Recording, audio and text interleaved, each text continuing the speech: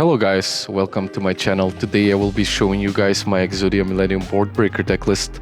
I just love this deck so much. It's a nostalgic lore deck that was firstly introduced in the Infinite Forbidden set that was released on the 18th of July 2024, along with the Fiendsmith cards and some other cool cards. Well, recently the whole engine had a reprint in this year's Mega Tin, so I had to snatch every rarity upgrade for my deck because it's one of my favorite lore decks currently. Yugi's legendary Exodia interpreted into an awesome fusion monster that can be easily summoned, and to be honest, it's not half bad. The monster has 4 effects, and here's how they go. Cannot be destroyed by your opponent's card effects. If this card battles during damage calculation, it can gain attack as much life points you have. It has a quick effect to negate any spell or trap from anywhere. And also during either player's end phase, it can set an Exot or an Obliterate card. So in today's video, I will be going through my whole deck list for you guys, and I hope you guys enjoy it.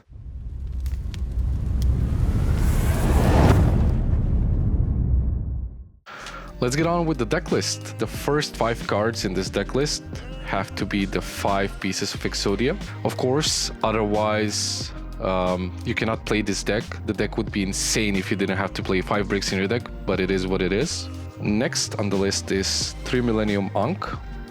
Card's insane. You can search it off with multiple cards, and also it can summon out Exodia by just revealing 5 pieces of Exodia from anywhere except the graveyard or banishment.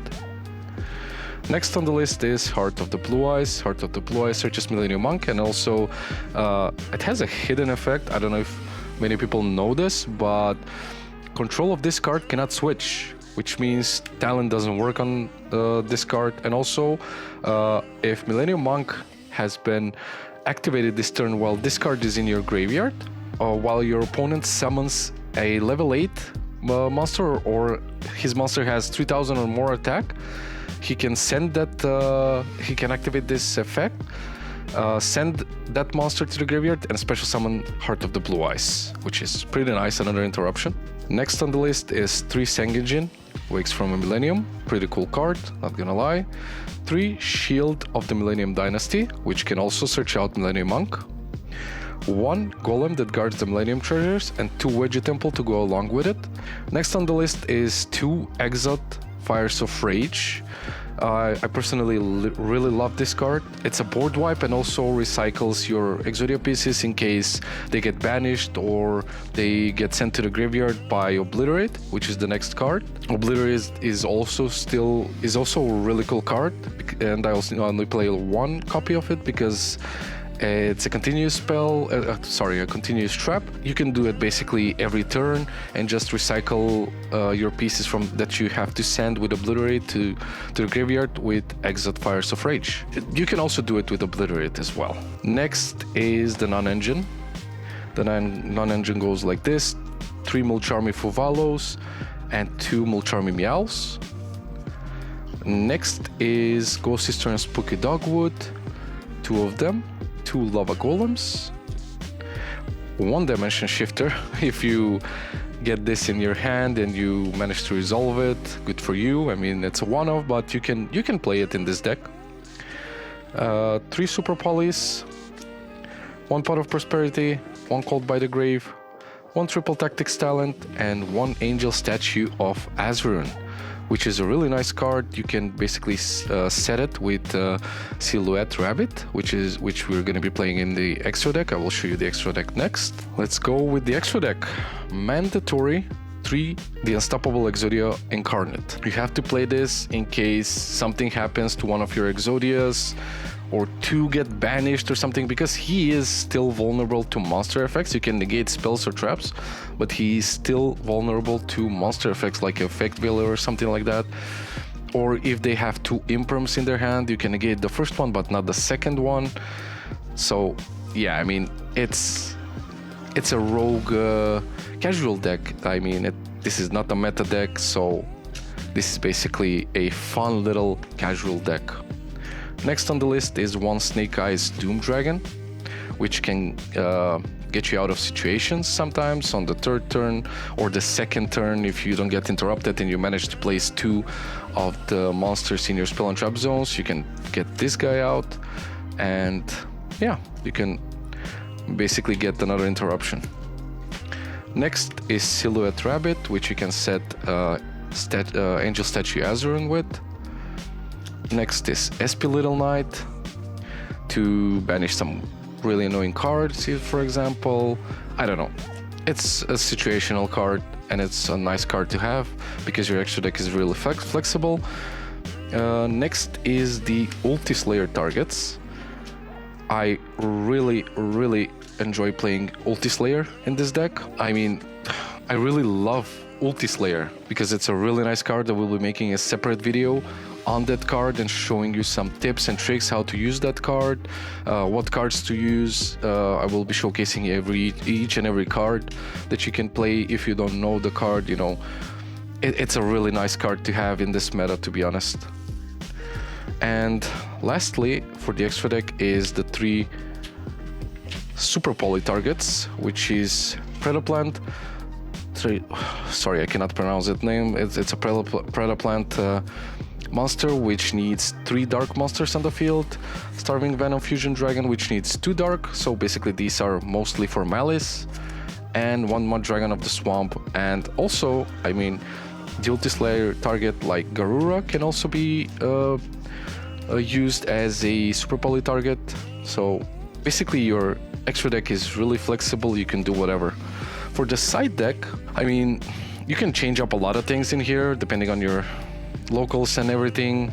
I've said this before. The extra deck is, the side deck is really flexible. So, but mine is like this: 3 Artifact Lancia, 3 Droll and Lockbird, 3 Thrust, 3 Ulti Slayer, 1 Dimensional Barrier, 1 Evenly Matched, and 1 different dimensional ground. Basically that's the deck. I mean, next I will be showing you guys some combos. They're pretty simple, that's why I love this deck. You're not gonna be winning any YCS soon with this deck, but it's a really nice casual and fun deck to play.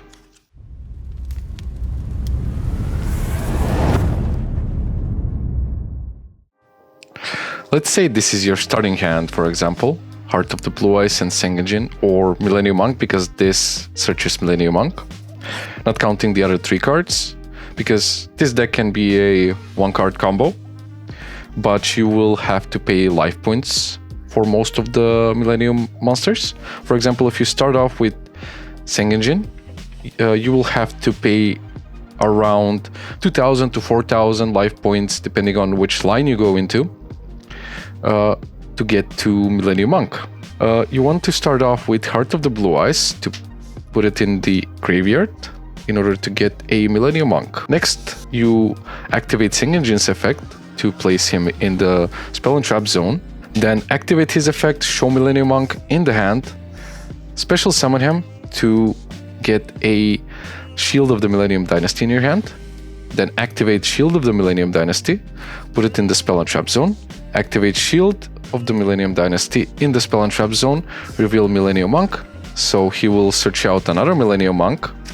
And now basically you have an interruption in the grave, 2 bodies for Silhouette Rabbit, which you will do next. Silhouette Rabbit on summon will set an Angel Statue of Azurin on your field. And what you want to do next is just Millennium Monk in order to summon the unstoppable Exodia Incarnate, and these 2 cards will be shuffled into the deck because that's the text of Millennium Monk. Silhouette Rabbit will go in the extra deck and Millennium Monk will go in the deck if it resolves. Next, you go into the end phase, and on the end phase, you will set basically Exot Fires of Rage, which is the best card in here. It's a board wipe while you control the Unstoppable Exodia Incarnate, but if you do happen to have this in your starting hand, you will set the other card, which is Obliterate. Basically, that is the combo. It's a really simple thing to do. If you do get something in your hand, like Super Poly, for example, or a Dimension Shifter, or a Lava Golem if you're going second. Ghost Sister is also really good because it gives you life points and basically a bigger Exodia at the end. Fuvalos, Meows, basically anything. This is a Boardbreaker deck, so whatever you do get out is another interruption for your opponent. but this is basically the full combo, which is not a lot, I might say. But I really love this rogue and simple deck, to be honest. Let me know your thoughts in the comments. I would really like to know what you think about this deck, and yeah, we'll see you in the next video. Bye bye.